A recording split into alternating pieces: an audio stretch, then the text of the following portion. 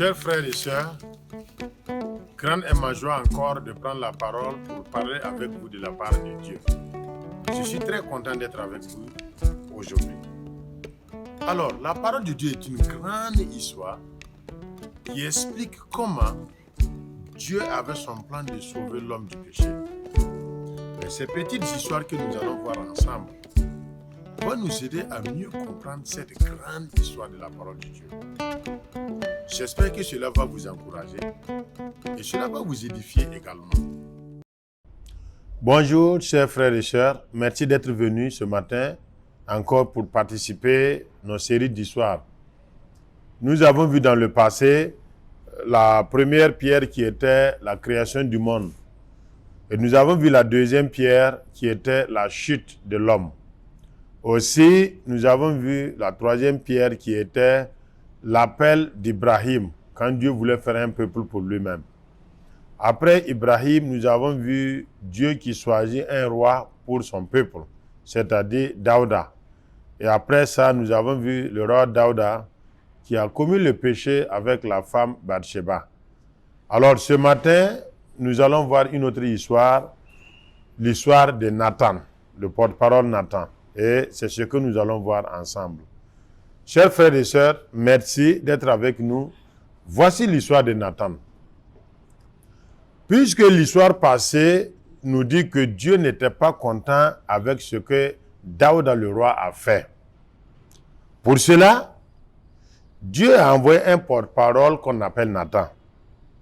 Et le porte-parole, quand il est arrivé, il a dit à Daouda une histoire. Voici l'histoire. Il y avait dans une ville un homme qui était riche.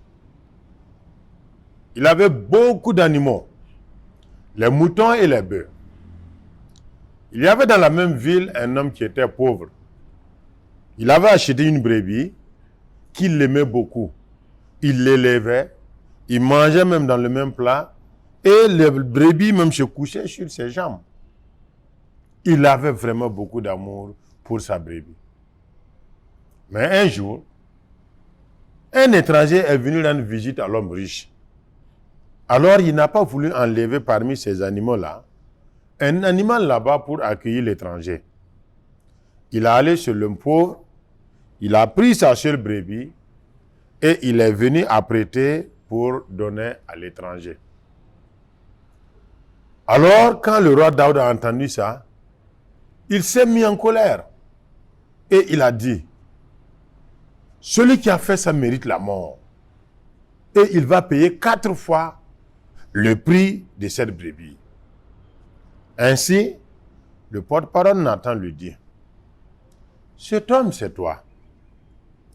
Voici ce que Dieu dit. Je t'ai fait venir et je t'ai établi roi sur mon peuple. Je t'ai donné beaucoup de choses. Des richesses, des femmes, beaucoup de choses. Même si cela ne te suffisait pas, il fallait me demander. Mais tu as tué cet homme-là et tu as pris sa femme.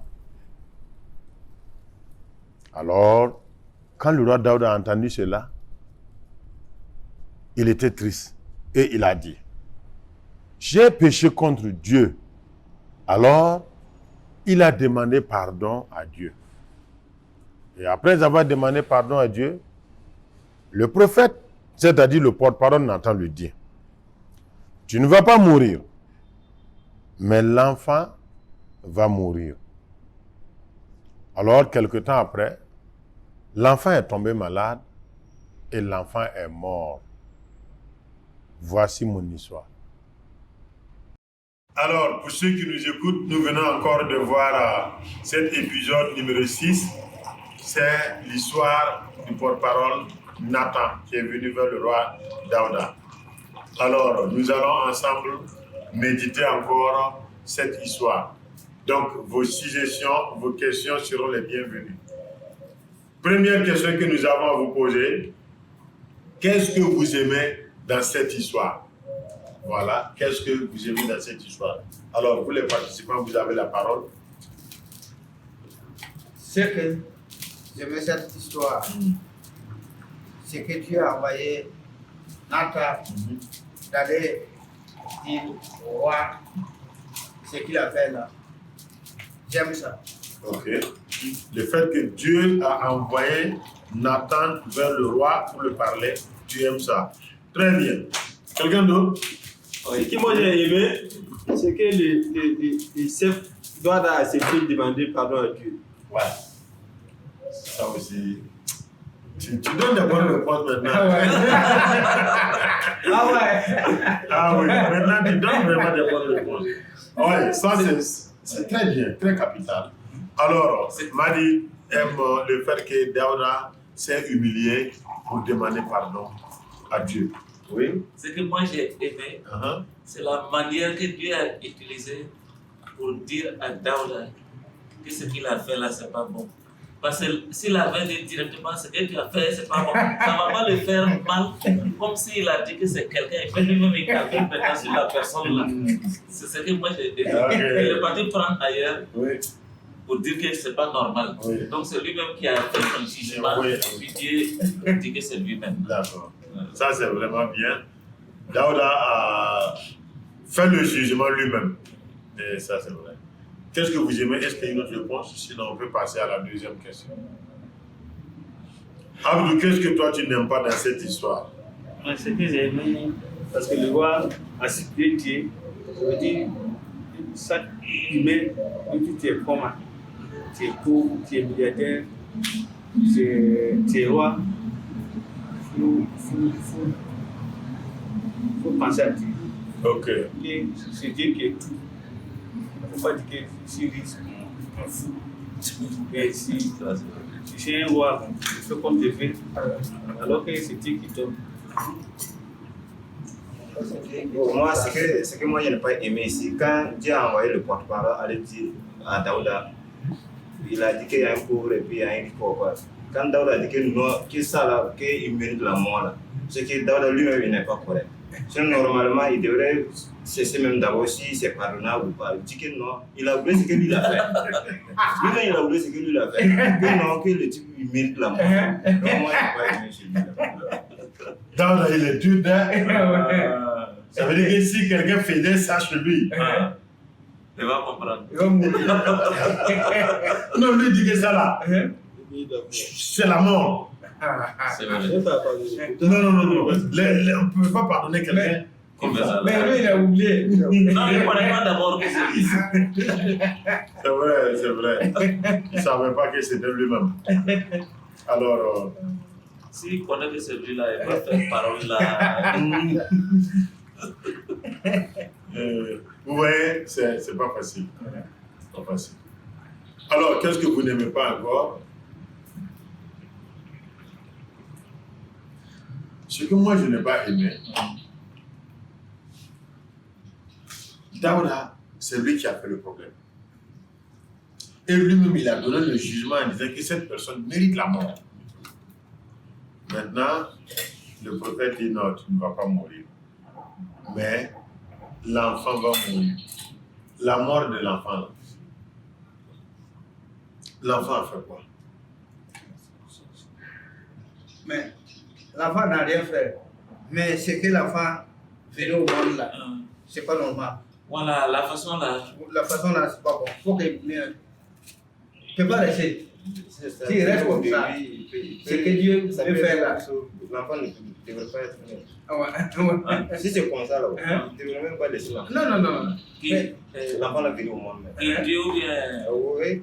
Non, mais Dieu, pour moi, Dieu a fait une règle. C'est l'homme et la femme qui doivent faire un enfant. Dieu ne peut pas choisir, bon, maintenant ça va venir, maintenant ça ne va pas venir. Lui, il a fait sa loi. Si tu fais comme ça, là, l'enfant va venir. Et ils ont fait comme ça. C'est pourquoi l'enfant est né. Peut-être lui, il voulait se cacher. Et Dieu a fait sortir ça. Très bien. Quel est le caractère de Dieu? Alors, ceux qui nous suivent, nous sommes en train de voir maintenant le caractère de Dieu. Comment vous trouvez Dieu dans cette histoire?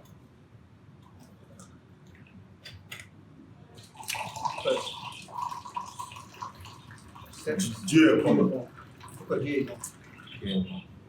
Dieu est bon. Dieu est bon. honnête. Dieu est honnête. Dieu est honnête.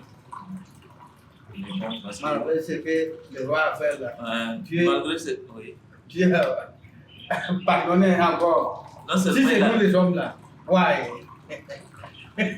non seulement ce que le roi a fait, c'est pas bon. Il dit qu'il va tuer la personne. Quand il a suivi, c'est lui-même, il demande pardon. Et puis Dieu accepte. Dieu est bon. C'est vrai, c'est vrai. Il a fait ce qui n'est pas bon. Il dit que si quelqu'un fait ça, il faut le tuer. Après, lui, il a su que c'est lui. Il demande pardon. Maintenant, il demande pardon et Dieu accepte pardon. Dieu est bon. Dieu est exigeant. C'est-à-dire, quand il a mené le porte-parole, il allait juger Daouda sans qu'il se rende compte que c'est lui-même. Donc, par finir, il a vu, il peut même pas nier encore. Ouais. Il a pris au piège. Voilà. Il n'a pas eu le temps de s'auto-citer pour expliquer beaucoup. Bien, oui. Très bien. Très bien. Vos réponses sont toujours les bienvenues pour vous qui me suivez. Alors, maintenant, ensemble, nous allons relever les caractères de l'homme. Comment est l'homme? L'homme est comment dans cette histoire? Comment vous trouvez la nature de l'homme? L'homme est mauvais. L'homme n'est pas bon. L'homme est mauvais. L'homme est mauvais. L'homme aussi, l'homme n'est pas pardonnable. Hein? L'homme n'est pas pardonnable. C'est vrai. Mais ce que moi, je vois encore, l'homme, si c'est quelqu'un qui fait quelque chose, il n'y a pas pardon. Oui. Si c'est lui-même, il n'y a pas pardon. La loi est inverse. Voilà, l'homme n'est pas juste. Non, non. Lui, il veut vivre toujours. Voilà. Et les autres là. C'est vrai, c'est vrai. C'est vrai. Non, moi, c'est Non, non. Alors, vous êtes invités à prendre le thé avec nous autour du débat. Parlez. Parlez. Allez. Parlez. Combien là? Alors, l'homme n'est pas bon. Comme ce que vous venez de dire. L'homme n'est pas bon. Alors, j'ai vu aussi que l'homme peut demander pardon. L'homme peut décider, quand il est en erreur, de s'humilier pour demander pardon. Comme le cas du roi.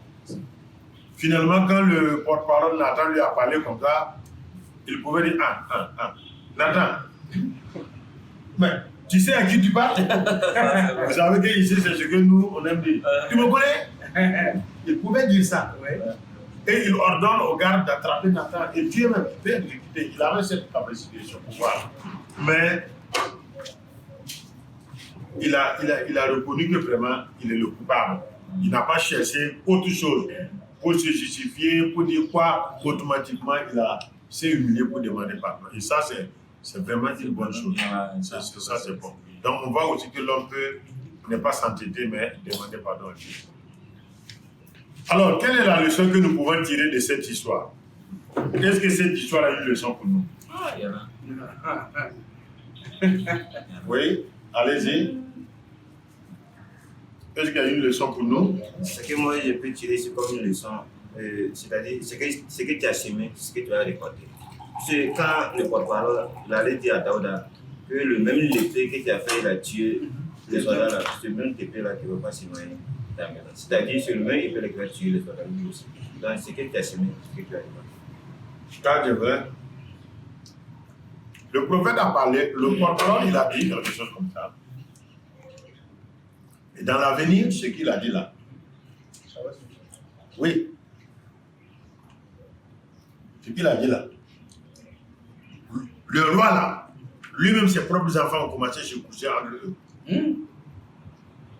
Ça, c'est pas bon. Et un jour, son propre fils même a pris épée comme ça pour le poursuivre et puis tuer. Ah ouais. Ça. Donc, ce que le prophète a dit là. Aussi son papa. Oui. Donc, vous voyez, effectivement, ce que tu as semé, c'est ce que tu vas récolter. Ce que moi je tire comme leçon, Oui. il ne faut pas parler vite.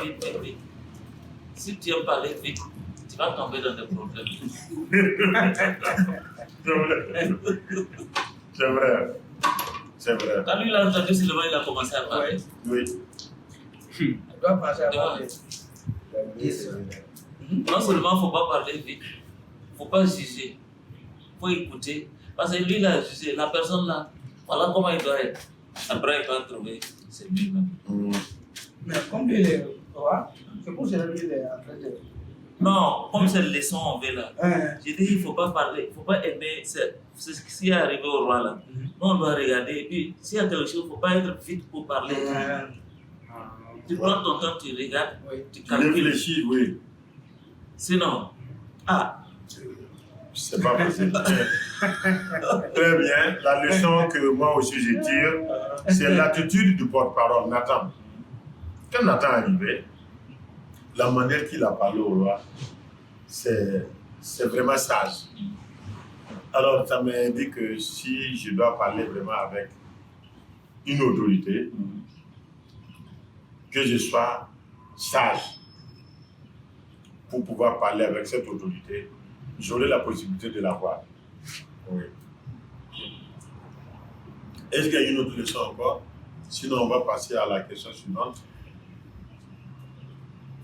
Bon, vous qui nous suivez, nous attendons toujours de vous vos réponses.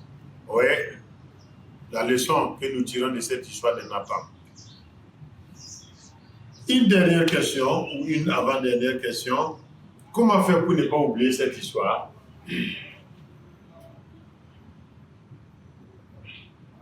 Pour ne pas oublier cette histoire, qu'est-ce qu'il faut faire? Il faut raconter à tes amis, tes collègues. Il faut raconter l'histoire à d'autres personnes. C'est la meilleure façon. Alors, vous qui nous écoutez, dès que vous suivez, vous écoutez nos histoires, nous vous invitons à partager ces histoires avec d'autres personnes qui, à leur tour, vont entendre et comprendre. Nous avons vu que le caractère de Dieu est bon, Dieu est amour, Dieu est patient. Alors, nous voulons que les autres aussi découvrent cela en Dieu. Donc, vous qui nous écoutez, transmettez aussi nos histoires à d'autres personnes. C'est aussi la meilleure façon pour ne pas oublier les histoires que nous vous racontons. Maintenant, à qui vous allez raconter cette histoire? À mon ami Arnaud. Arnaud? Oui. Ok, très bien. Nous. Ah, Oui. Nous voir. Oui, il faut que tu racontes nous parce que cette histoire complète notre histoire. Ouais. Oui, pour qu'ils vont bien comprendre. Alors, chers frères, les sœurs, vous qui nous écoutez, nous voulons vous dire merci. Moi et mon équipe ici, notre souhait c'est que vous puissiez apprendre dans le peu que nous venons de vous offrir. Notre objectif c'est que Dieu vous ouvre l'intelligence, la sagesse, Dieu vous donne cette connaissance, sagesse de comprendre les histoires, car cela va vous donner la vie, cela va vous aider.